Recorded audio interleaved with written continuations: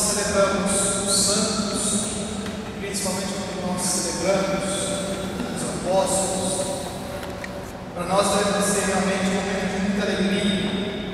E quando nós olhamos para esses homens e mulheres que passaram pela igreja, nós não encontramos pessoas perfeitas, nós não encontramos pessoas que têm o que tinham, melhor dizendo, todos os defeitos que nós temos. Nós encontramos pessoas reais que viveram a sua fé, buscando fazer o caminho de santidade, chegaram a ser santos, porque perderam esse caminho, que fizeram esse caminho, caminharam com Jesus Cristo, tomaram a sua cruz seguindo Jesus Cristo. Por isso mesmo, hoje são para nós testemunhas, sinais, grandes sinais daquilo que é a força da fé cristã. Pedro e Paulo, as apóstolos da igreja, sempre foram chamados assim. E o interessante é que a igreja sempre celebra Pedro e Paulo, celebra essas duas testemunhas como aqueles que viveram a força dessa palavra. Por que Pedro e Paulo são colunas? Não pela própria capacidade. Nós encontramos em Pedro e Paulo dois homens fracos. Quem é Pedro? Pedro é aquele discípulo que conheceu Jesus, talvez por uma pregação, talvez porque algum dia viu Jesus falar. Depois tem essa vontade de estudar Jesus. Jesus que sobe a barca de Pedro e indica o caminho para Pedro, faz um pouco da proximidade da terra, lança as suas redes em águas mais profundas, porque ali você vai encontrar peixes.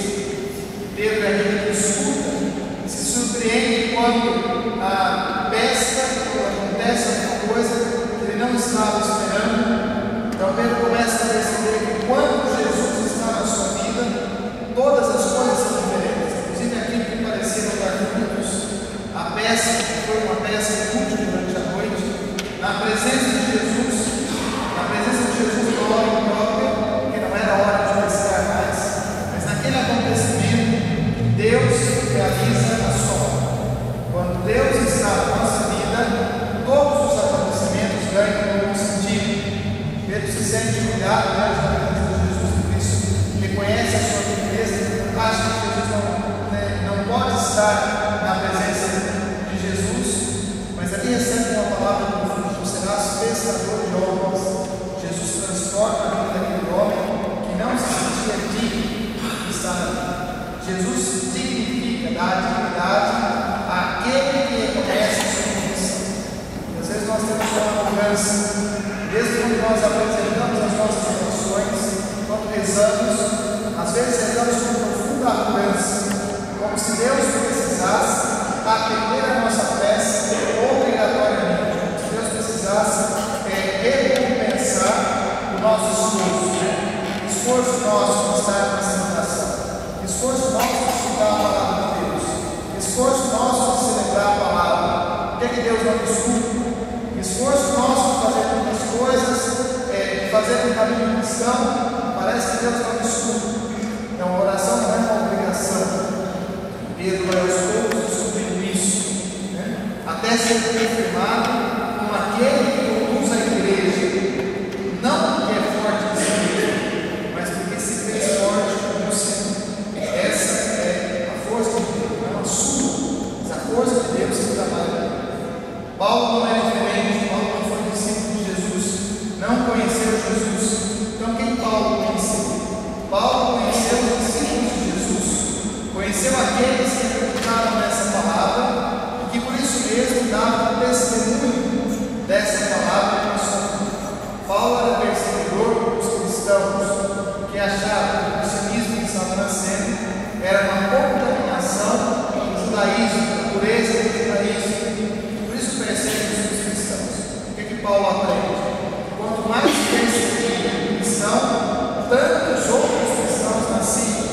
Quando matavam o cristão, o sangue daquele cristão se tornava semente de outros cristãos. E Paulo se expande com essa realidade. Que Deus é esse, que Jesus Cristo é esse, que homem é esse que esse povo chama de Jesus, Filho de Deus, tem essa força de fazer com que as pessoas que morram deem a sua vida por Ele.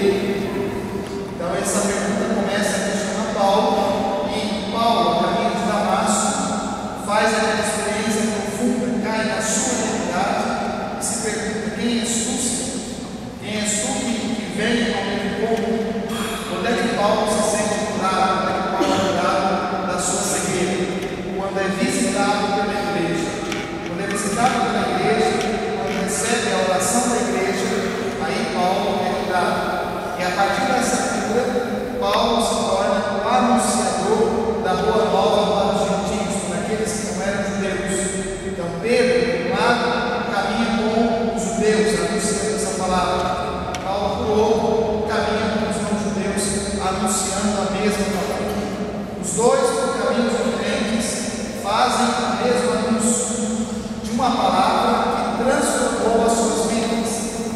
Se Paulo era covarde, se Pedro era covarde, e depois se fortalece na palavra de Deus, Paulo não é diferente, mas os dois, fortalecidos com a mesma palavra, se tornam anunciadores. A igreja sempre foi um espetáculo para o mundo. A primeira leitura nos recuperava isso, nos relembrava isso. A igreja continua sendo um espetáculo para o mundo. O que é que você vai fazer na igreja no sábado?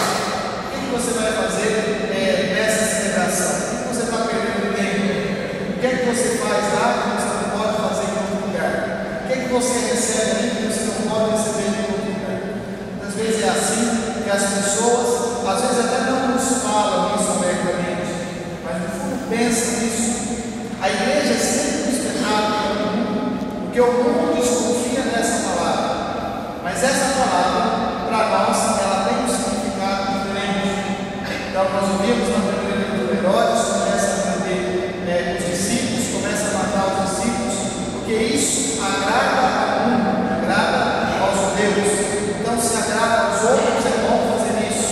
Não interessa a vida desses cristãos. A vida desses aqui eu sacrifico para agradar aos outros. E essa é a realidade do cristão.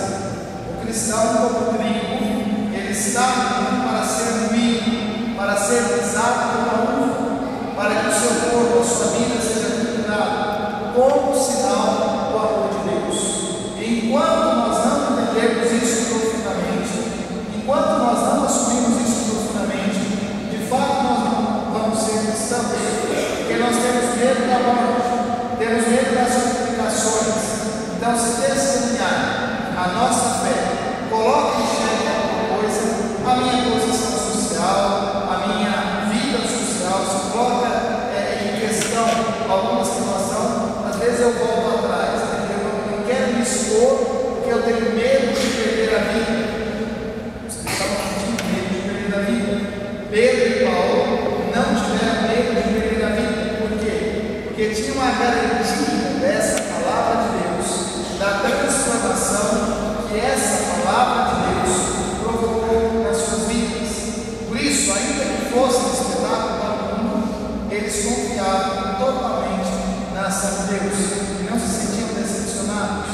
Nós cantamos isso no Salmo de Resposta, Salmo 54. O justo que não se sente enganado, o justo que não se sente violentado, mas sabe que o amor de Deus se manifesta na sua vida, em todas as situações. O justo que sempre vence, ainda que ele não ganhe, humanamente falando, ele vence, que a palavra